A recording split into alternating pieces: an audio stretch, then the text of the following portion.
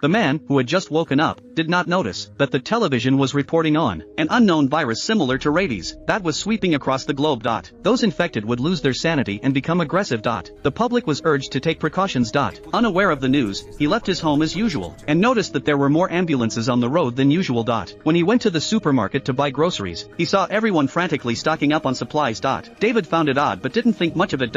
He bought enough food for a few days and returned home. It wasn't until his sister sent him a video that night that he realized what was happening. His sister, who worked in the government, knew more about the situation.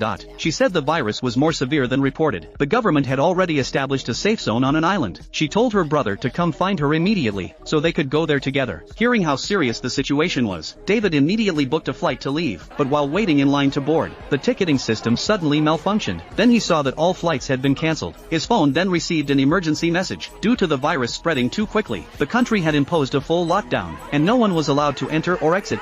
Some people immediately realized something was wrong and started to panic. David quickly called his sister to ask about the situation. She told him to go home and wait, and that she would send someone to pick him up. But when he returned home, he found the streets already blocked off. The public, having received the news, had also begun to panic and flee. Seeing the large crowds, David immediately abandoned his car and walked home with his luggage. But when he returned home, he found that his neighbor's house was already surrounded by soldiers. He then saw his neighbor being bound and taken away. The constant screams and writhing bodies made people's scalps tingle. David's desire to leave quickly grew stronger.